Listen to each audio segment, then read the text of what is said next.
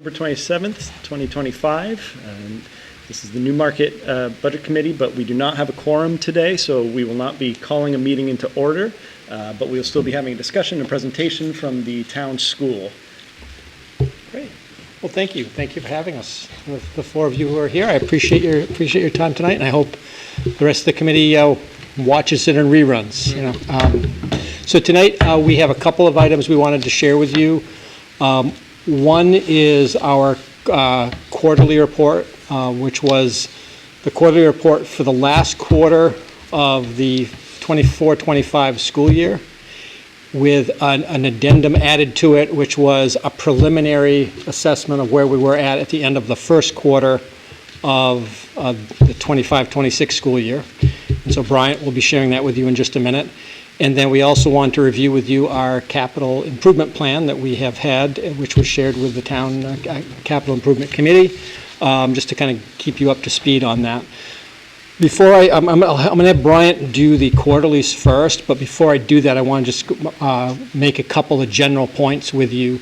You may have seen in the news over the last month that School Care, which is our health care provider for the school district, has run into some financial challenges.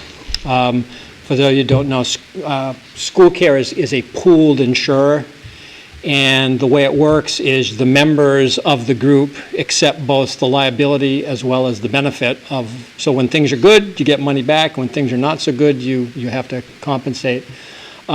So unfortunately, what happened to us this year is it turned out the 24-25 claim history was significantly higher than they had predicted. And so they had assessed a $30 million charge over all of the various member groups. Newmarket's share of that was $417,961. I probably don't need to tell you this, but we don't have a bank account with just extra money sitting in it waiting for us to spend on health insurance. So obviously that was a bit of a challenge to us. What I'd like to do is have Bryant go ahead and share with you the quarterlies, and in it there's a section that talks about the strategies that we're going to use to pay for it, and at that point we can have some conversation about that. So with your indulgence, I'll invite Bryant up to go ahead and share the quarterly report.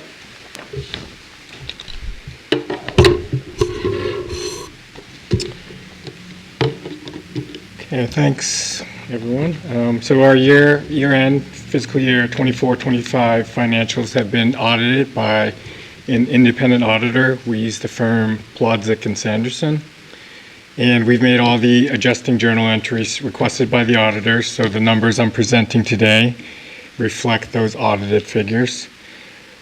The audit itself won't be officially finalized for a couple more months towards the end of the calendar year, but we don't anticipate any major changes, if any.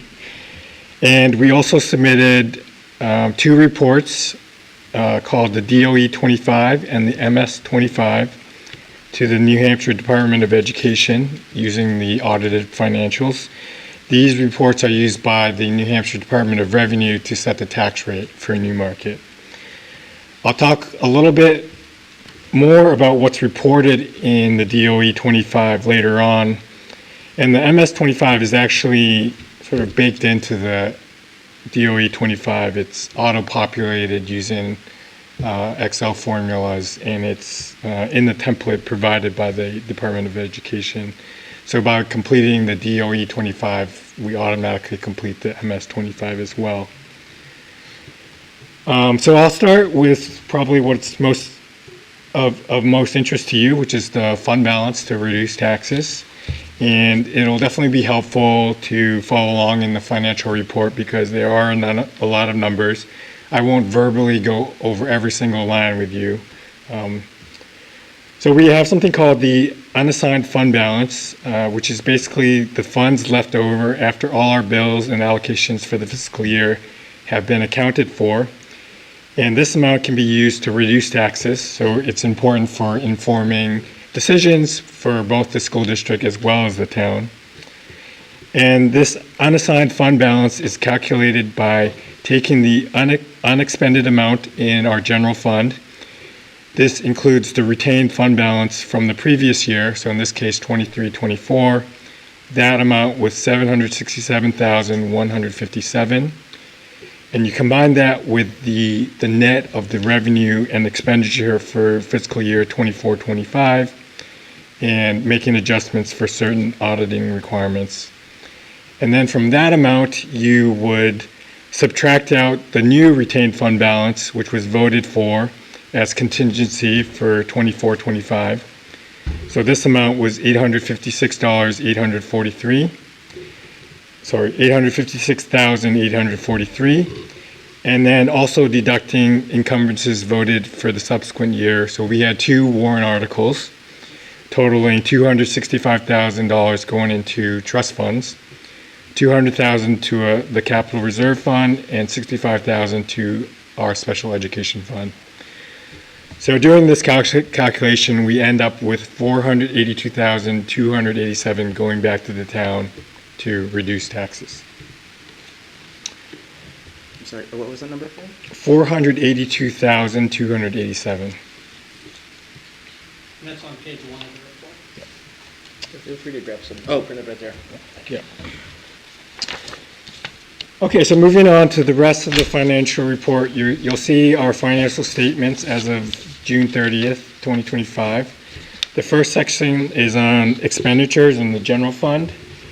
This is disaggregated by cost category. Overall, we had a surplus over what was budgeted by 3.4%, or $929,000. I'll go over a few lines for variances that may be of interest, but I won't go over every single line here. So starting with salaries, professional education, we had a surplus of $122,000. This was largely from shifting 0.4 full-time equivalent for a literacy coordinator from the general fund budget to a grant. And we also had 1 staff that took unpaid leave of absence. Next, we have salaries for paraprofessionals as well as tutors. We had a surplus of about $105,000. This is from unfilled paraeducator and tutor positions through the year. The next line is salaries for other educational. We had a deficit of about $100,000, and this is primarily from long-term substitutes that we needed to use, higher than anticipated. We had quite a number of staff going on maternity leave, which required the substitutes. And the last salary line is other salary benefits. So examples of this are severance payments, sick day buybacks, and insurance buybacks. The cost of these items are difficult to predict because staff don't submit their chosen elections until fairly late in the fiscal year. And we tend to err on the side of caution and when budgeting for these benefits in case we actually have to pay out these liabilities. In this case, we paid out less than we thought. For the literacy tutor, do you expect that grant to be evergreen, or is that a one-off? We have that Title I grant every year. But we don't necessarily fund the same position using that grant every year. Right, but the amount of funding that comes from Title I funding is consistent. The next line is for New Hampshire retirement as well as benefits for health and dental. We had surpluses for both these lines, partly because of unfilled staff positions. Health and dental variances are also from changes in plan elections by employees. This could go either way in any given year, but in this year it was favorable for us. The next line is for professional development. We had a surplus of $76,000 that were not used. We have introduced a new mechanism to try to help us more accurately predict what our professional development expenses will be for the year. So hopefully we'll be a bit more accurate on this one moving forward. The next one is for professional services. We had a deficit of $152,000. The majority of this stems from special education services. We had to use contracted services to offset the impact of staffing vacancies. and contracting out special ed services is quite expensive. Next line is tuition. We had a surplus of $120,000. This was from budgeting for out-of-district tuition for special education students, which were not spent because we had changing student needs in the district. And then lastly, for utilities and fuel, we had a surplus of $90,000. Again, these costs are kind of hard to predict. A lot of it depends on the weather, and it can also be affected by, global events.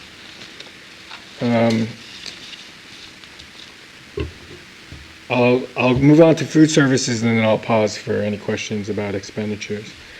So our food service fund ended the year with an operating loss of $18,730. We still had a positive fund balance of $134,000. That's down from $153,000 from the previous year. Positive food service fund balances are restricted, so we can't return them to the town to reduce taxes. They can only be used to offset future losses in our food service fund or to enhance our program. And we're not allowed to have a positive fund balance that exceeds more than 3 months of operating costs. Last year, we were over that limit, which required a spend-down plan, so we intentionally spent additional funds beyond our budget to reduce our surplus. We're currently below the maximum threshold, so we're not planning another spend-down plan this current year. Before I move on to revenues, are there any questions so far on anything I've reported out?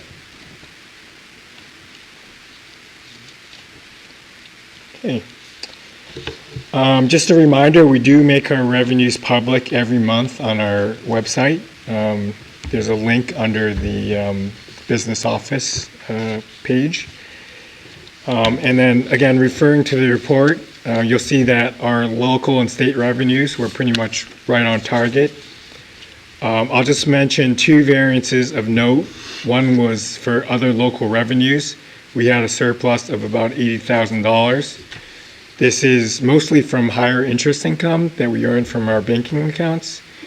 And we also had some tuition paid for a mid-year placement that came in from another district.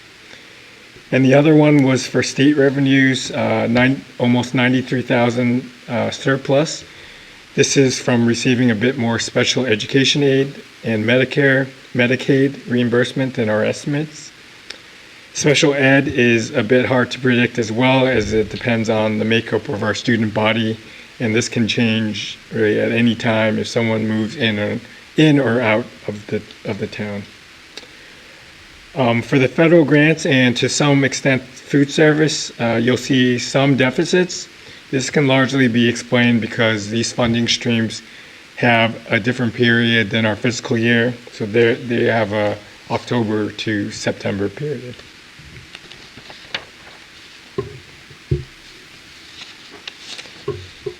Okay, so I'll move on to now impact fees as well as the expendable trusts. So if you take a look at the impact fee table, we have a little over $34,000 set to expire by the end of the calendar year 2026, and these are use it or lose it. And we do have a plan to install electrical outlets at the junior senior high school. And we've consulted with the town and they've confirmed that this is an allowable expense. So we're working now with the school board to get approval to move forward with this initiative to use that $34,000 for 2026.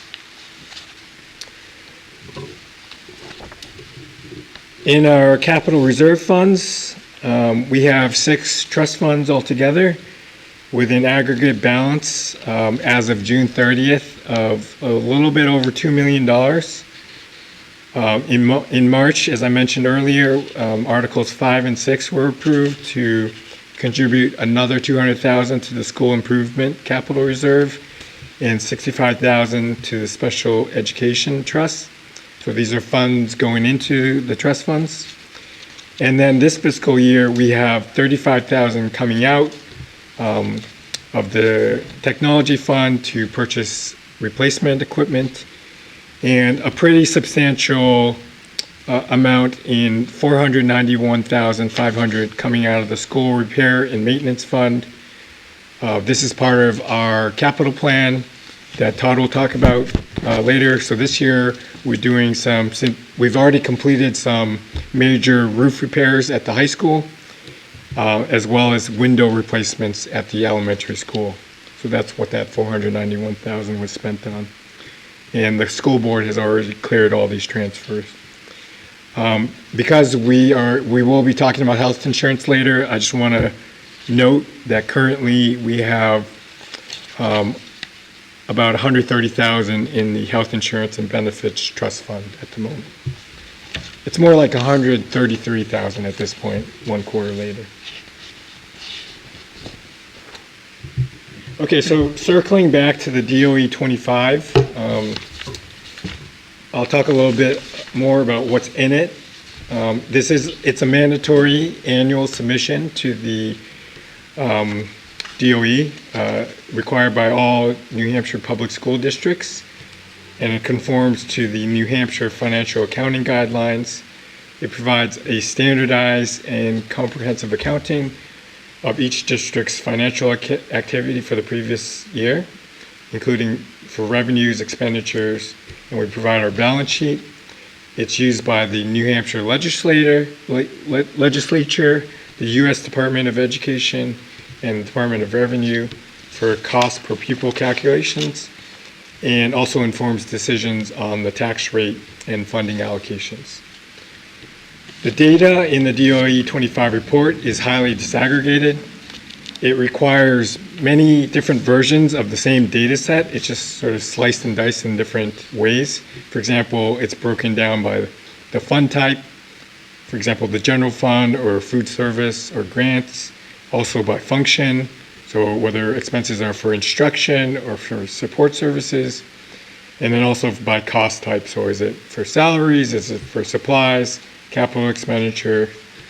And there are also separate sections that require detailed reporting for specific areas like special education, transportation, tuition, and food service. And then most of these sections also require further breakdowns by school level. And all this information is contained in this, very large Excel file that we submit to the state. So that's my report on the last year's financials. I'll speak a little bit of what's happening currently this first quarter, but happy to answer any questions about the previous year's financials. Just one quick question. I'm not sure if you know about the impact fees. Yep. It looks like, just the way I'm kind of looking at it, it's like the 26, 27 kind of allocated monies, 34,000, 3,000, and then we have a huge jump up, like 119, 103, and then kind of a drop back to like 7,000. Sorry, this is on page 6 of the report. Like about 7,000, 10,000. Do you happen to know if those 2 years, is that just indicative of like a lot of building in the community or competing? Is this shared, like the costs are allocated across the town? Sorry. I mean, I think, yes, and we have used, the way that impact fees work is they have an expiration date. And so obviously you try to use your oldest funds first so they don't expire. The funds that were at the lower end in 2000 that expired in 2030 and 31, it's entirely possible that there may have been an expense tied to the building project that might have tapped that fund earlier. So I would have to check that one out. But I would say, certainly the funds that are tagged for 2028 and 29, the cycle, do you know how long before they expire? Like how 6 years, I think. 6 years. So you'd have to go back 6 years. So what was the building climate like in 21, 22 is going to dictate what your... So I think I might have misunderstood the table. So sorry about that. So this is indicative of what's remaining from that kind of tranche. Right. So basically, okay, not we what have a was total of collected. $277,996, and Got they've it. been accumulated, but they expire at different rates depending on when they were collected. So we keep an eye on the most immediate that is about to expire. And so the project that Bryant was talking about with the electrical outlets, we would be tapping that 34,000 that's about to expire next year, so it would be getting that done. And just for a little clarity on that particular project, it's, the idea is to upgrade to 20 amp service throughout the building so that as we need to put portable air conditioners in classrooms to make them more comfortable for students, we'll be able to do it without tripping a circuit breaker that shuts down the school and turns off the computers. Awesome.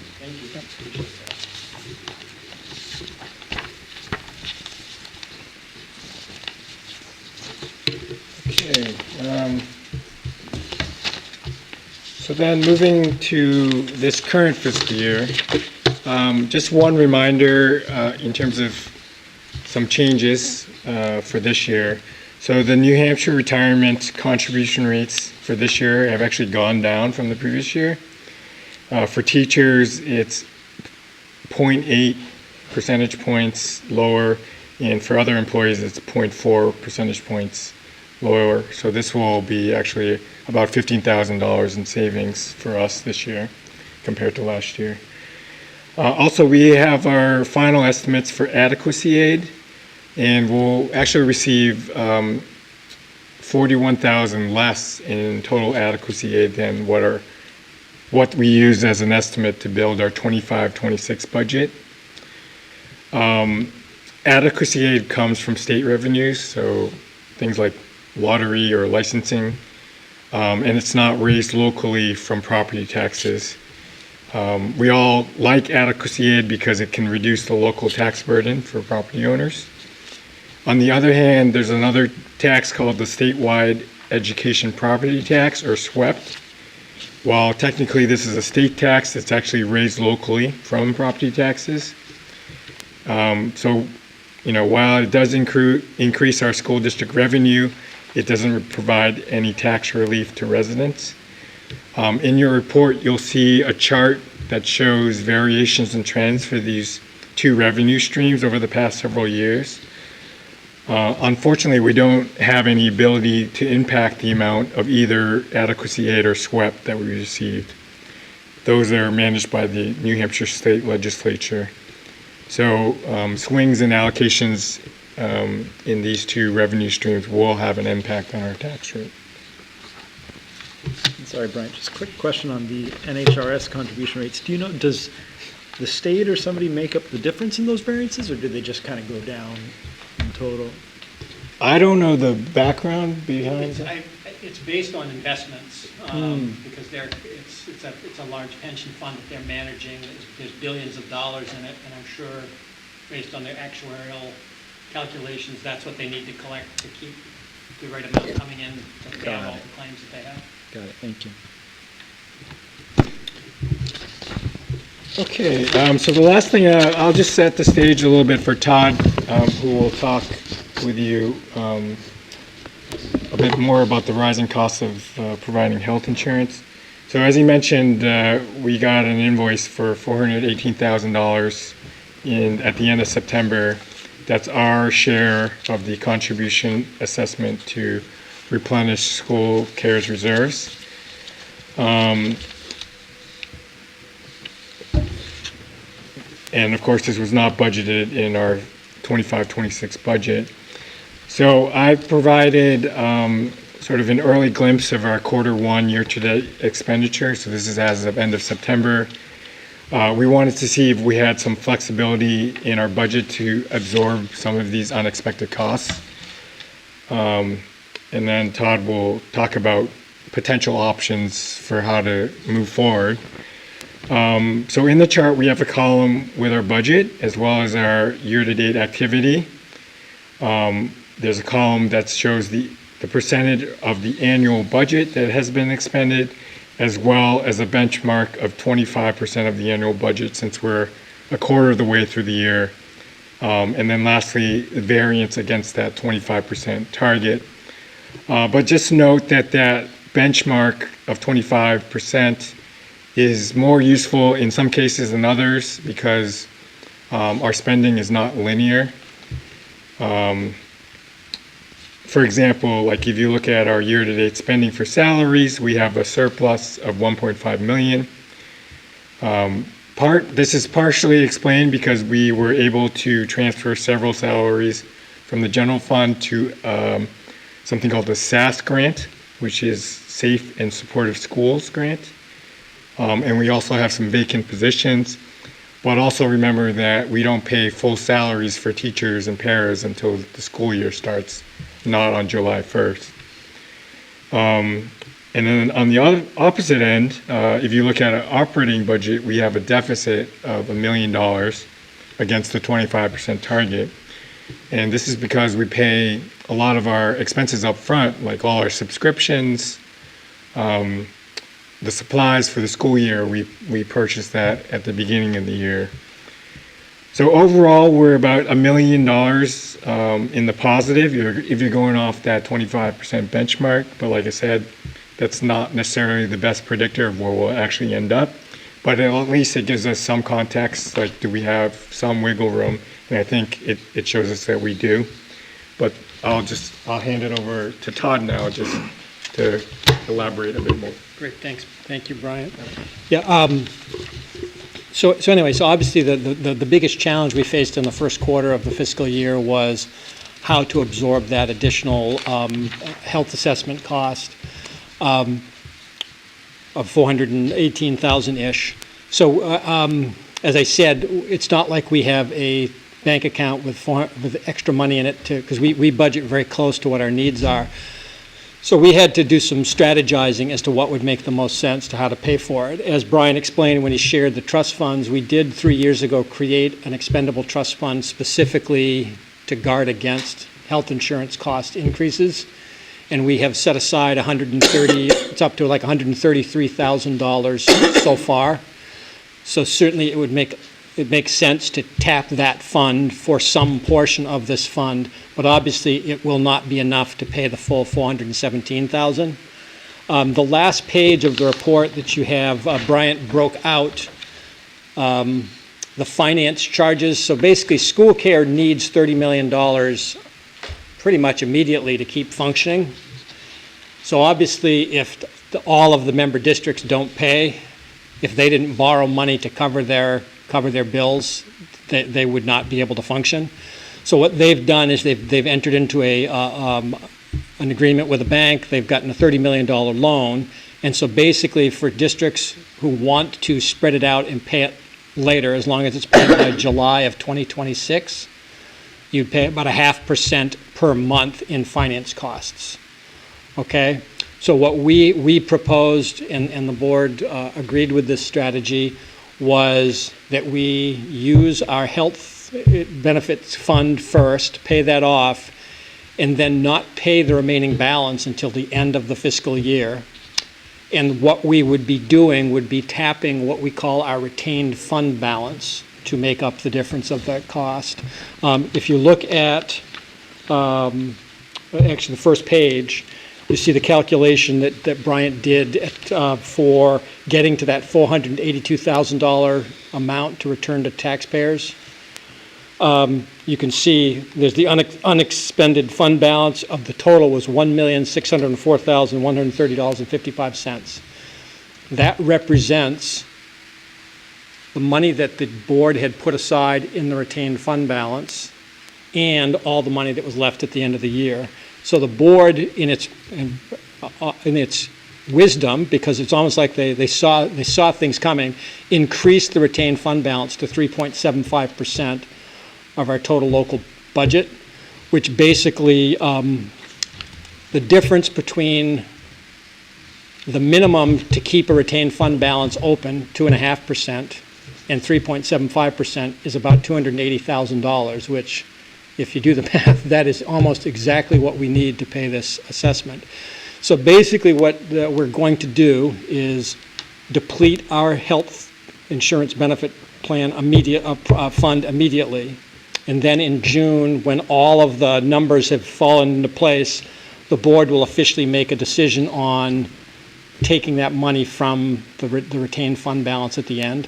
What it will mean is twofold things, which we'll have to turn our attentions to how we solve it.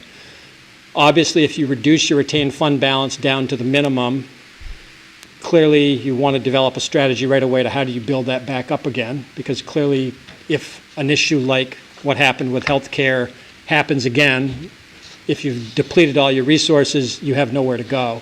So one would be a strategy to replenish the retained fund balance, and then obviously by wiping out the health benefits fund, we'll need to have a strategy to replenish that.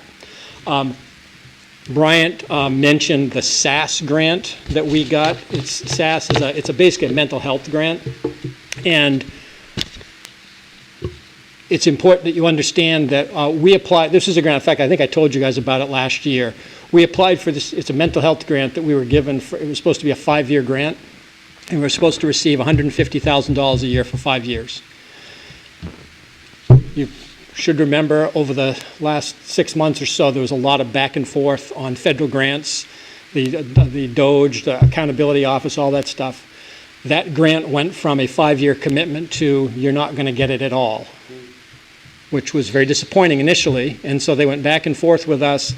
And then in August, magically, we got contacted and said, we're going to give you $275,000, but you have to spend it by December 31st, 2025. And it's supposed to be used for mental health related things. So what we have done is we've used it to pay the salaries of a lot of our licensed clinical, our social workers, our school psychologists, those people that are licensed mental health providers, and that has been approved. So what that has basically done is the money we got in the grant is now preventing us from having to spend local dollars. So when we get to the end of the fiscal year, there'll be more money left.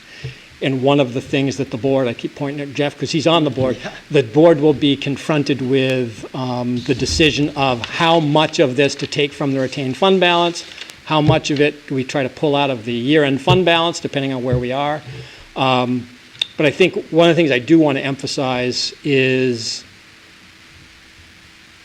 Newmarket was well positioned to absorb the cost because of decisions the board had made in the past to set us up to be able to do it. There are an awful lot of districts that were not as well positioned, and they're facing some very serious consequences, such as layoffs and things of that sort. In fact, you've probably seen some horror stories in the news about Rochester and Claremont and Concord that are facing millions and millions of dollars in deficits. And just going back to the quality of the financial work that our district does and the quality of the auditing, that is not happening here. In fact, quite the opposite. We're able to absorb something that is clearly undesirable. I wish it hadn't happened, but we're going to be able to do it and hopefully minimize the impact on taxpayers and kind of recover fairly quickly. I did want to mention we did get our tax rate. DRA set our tax rate. In fact, I don't know if I'm allowed to say this, but I'm going to tell you the school district part, because I know the overall tax rate for the town has been set at $19.42. The school district portion of it is $13.96, and that is 41 cents less than we had anticipated. So it's actually a lower rate than we had projected at budget development time. And I attribute that mostly to just a lot of the cost-saving measures that we took to get to that place. So any questions about the health assessment and how we're managing it? Because I think it was a very unexpected thing, and so yeah, it's not ideal, but I think we've managed it pretty well. Yeah, when you're projecting your total cost, earlier on we were talking about how there's gaps in the SPED in terms of hiring. Mm-hmm. When you're projecting this total cost, are you saying if we have a full team, or could that rise even more as you hire these gaps you need filled? When you refer to gaps, you mean gaps in cost of health? Staffing? So we budget, like as we're building the 26-27 budget, it's a full complement of employees, assuming we're going to be able to be fully staffed. One of the things I tell the board whenever we're developing a budget, obviously I like to think we have a crystal ball in October, November, but the reality of what's on the ground in July, August of next year can be very different. Sure. And so what we do is we build our budget on our best ability to predict it. But when the time comes in the spring, when we're making decisions about who to hire or whether to hire, we have a conversation. Number one, do we need the position as it's currently created? If not, is there another need that we've identified that might be met by filling that position. And if the answer to both those questions is no, we leave it vacant, and eventually it comes back in the form of savings to the community.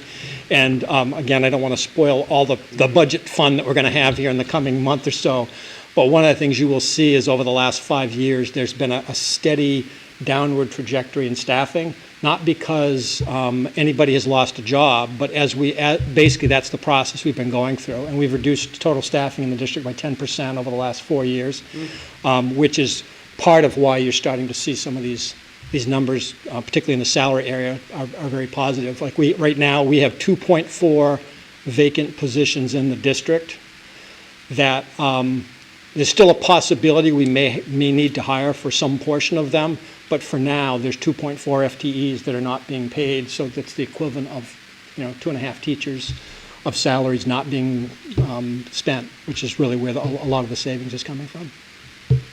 Yeah. So, good on that? Okay.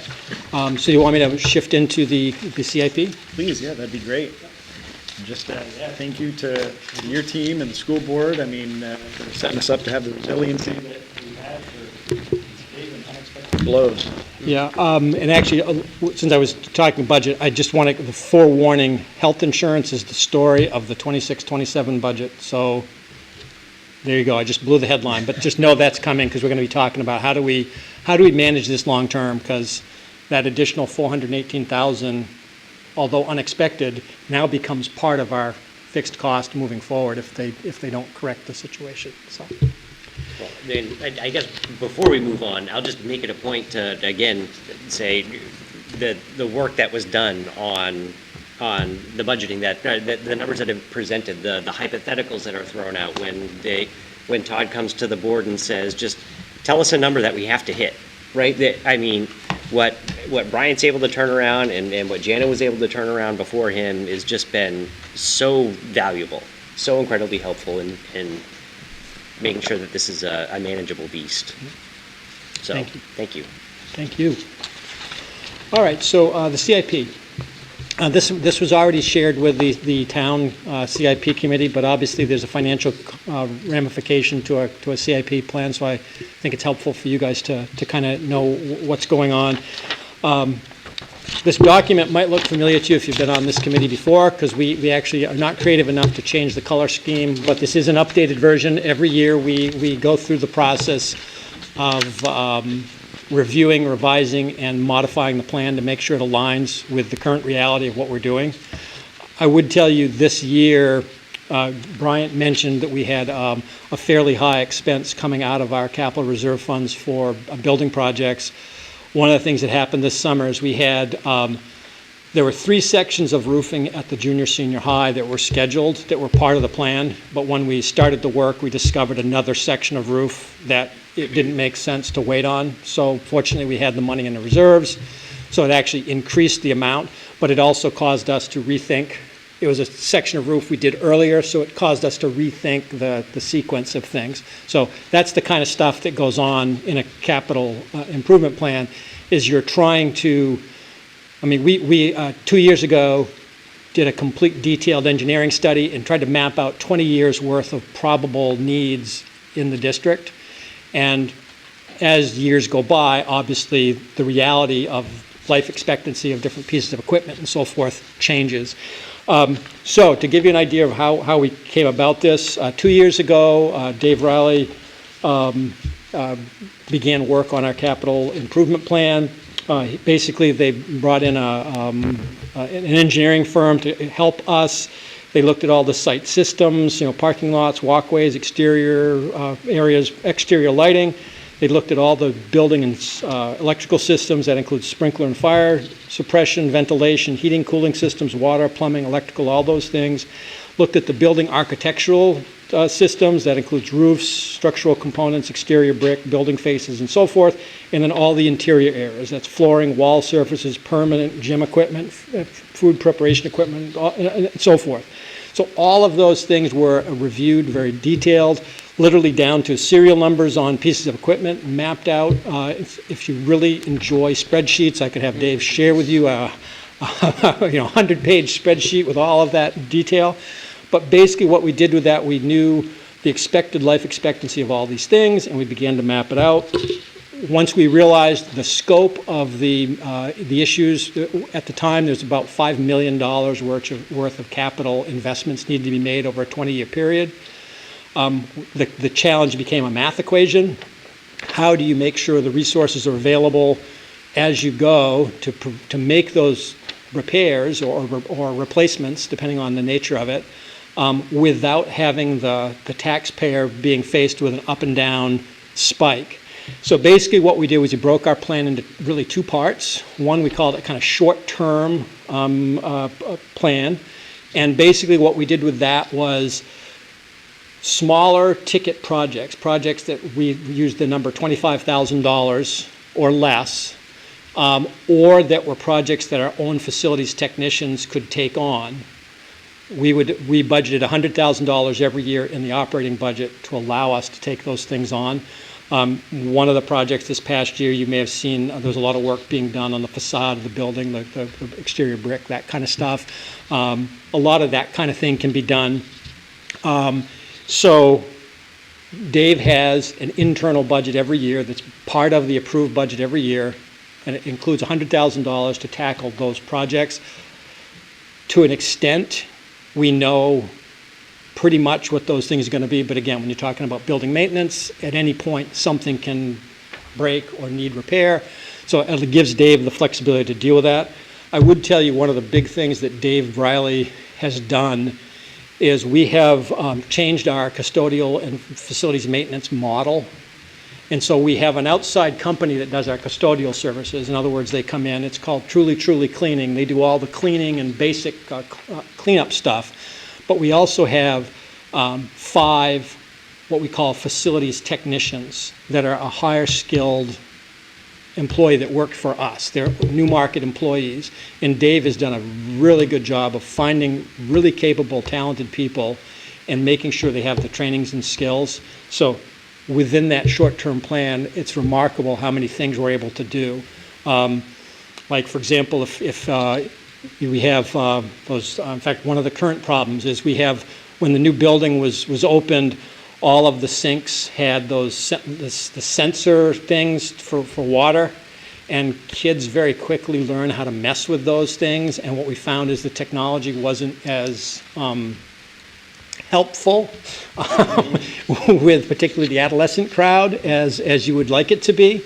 And so swapping out those fixtures became a project. In the past, the model, they would have hired a plumber to come in and you'd pay a plumber's rate. We have our team, so the cost to us is the cost of replacing the faucet with a non-sensor type faucet, but they're able to do that, and that's all in that $100,000. Then the long-term plan, which was really where we started thinking about our capital reserve funds. Basically, if you think of it, we have $5 million in potential repairs. We need to make sure over the 20 years when these things come end of life that we have the money in our fund to do it. So basically what we did was map out a contribution schedule, and if you go to, hold on, let me find the page. Yeah, the last page, you'll see there was a kind of a schedule of warrant articles. So for years 24 through 27, we were projecting putting $200,000 into the capital reserve fund. It's on the last page of this. And that's the contribution that Bryant just told you about, and we've done that now. I think this was the third year, right? The third year we've contributed $200 to it. As we go along, obviously things cost more, so we project needing to increase the contribution in later years. One of the things that Bryant alluded to as well, and this is where I want to put in a plug for the trustees of the trust funds and just tell you what a bang-up job they're doing. I think it's important that people realize they made some really good decisions about a year ago, and we're making so much more money on our investments now than we were before. So when we made this plan, we were making, on $2 million, we were making $12,000, $15,000 a year. And I mean, that's like having your money in a checking account. It's really not a return on investment. They have made shifting around in investment strategies, and we're now making hundreds of thousands of dollars on our investments, which will allow us to make different decisions as we go forward in terms of how much we have to contribute each time. So anyway, so that's the gist of it. If you look on page 4 of the capital plan, it kind of gives you an idea of what's happened very recently and what we're assuming we're going to need to do. The good news is that Appendix A, the detailed short-term plan, right now Dave only has $6,182 of his $100,000 earmarked because they're doing such a good job on maintenance. So with any luck, that may hold true, who knows? But you'll notice there is a $33,000 floor project that may or may not need to be done. As of right now, we don't think it's going to need to get done, at least not for a couple of years. So that's that list. Appendix B is kind of giving you an idea of the top 2 things are the projects we did this summer. Basically, replacing the windows at the elementary school. That was a completion of a project started a few years ago. And the roof projects at the junior senior high. And you can see the total amount of reserve funds that need to be tapped is $521,000. So that's where that's coming. And for the 26-27, we think there is one section of roof at the junior senior high that we project to be $162,871. But if you look at the chart on Appendix C, you can see the total balance of our capital reserve funds is pretty healthy. So once we have paid everything off in 25-26, we have over $1 million in our 2 capital reserve funds. And if we're assuming the same contribution rate we've been on, you can see the lowest we get to in 27-28 is $914,846. But that's going to be a higher number because we're making more money on interest. So we're going to stay above $1 million in those funds for the foreseeable future. And the other part to this capital reserve plan was to begin to allow the district to start to think about future needs. And certainly there are, in fact, one of the first things that people started talking to me about when I came to the district in 22 was we needed a new athletic fields. And so there's been a lot of talk about athletic fields in the lot across the street from where the high school is, that property over there. That could be, if you look at the last couple of pages that has the blue and the beige, if you look at expected capital needs for starting in 28-29, really through 31-32, so there's like a 4-year period there where there's very little capital projects projected. That might be a time when it would make sense for the community to say, hey, wait a minute, there might be another need to tackle. And obviously that's not up to me, but I see we're heading into a window where we might actually be able to make some different decisions about future needs.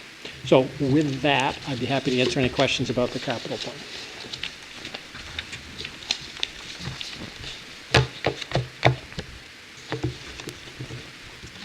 Out of curiosity, is the gym floor we finished in Appendix A the same as the gym floor you're doing in 2029? Looks like It is, yeah. Basically what happened was we went to Jamie Hayes because it was supposed to be done. There was a project to be done, I think, this summer. And in reviewing it, they did not feel there was any need to refinish. Every year we re-wax and buff the floor, but to actually strip it down and refinish it, they did not feel that was needed. So basically what we did is we pulled that out of the 25-26 and moved it, kicked it down the road. So that's what you're seeing there. It's probably a slightly higher number because inflation, yeah. That's a great story on Appendix A, by the way. That's fantastic. Yeah. Yep. Yeah, actually, one of the things I've been very pleased with is we've adopted strategic planning in a lot of our departments. And when you start trying to map out your needs and say, okay, how can you meet those needs, it is remarkable how many things you can just do more efficiently and so forth. And obviously education is a very human-intensive profession, and if you can get really good people in jobs such as our facilities technicians with tremendous carpentry and plumbing and electrical skills, we have HVAC units all over the place. And 5 years ago, we were paying an outside contractor to come in and clean and replace filters and stuff like that, to the tune of like, $2,000 a filter. We don't need to do that anymore because all our guys know how to do it. They just replace it, and it costs us just the cost of the filter. So it's stuff like that that just really, it does pay off. And I always like to take a minute to thank the community for investing the $39 million that they did in our buildings, because they brought us up to a level where we have buildings we can be proud of, and now it's just the challenge of keeping them that way. And I think so far so good. As long as you keep people like Dave Ryle and his team running the show, we'll be okay. Well, thank you so much. Really appreciate it. Great. Really helpful as always. Thank you. And the next time we'll see you will be budget presentation time in December, right? That's right. December 1st, I believe. And just a reminder, since this isn't a meeting, we don't need to vote to adjourn or We anything. just head off We all just downtown. collectively decided we're walking away now. Yep, this- Independently, Yep, individually. no decisions, no votes, just Yeah. we heard a presentation tonight. And everyone else got to hear the presentation too, so just want to make clear. Thank you, everybody. Appreciate everybody. Yeah, thanks. Thank you.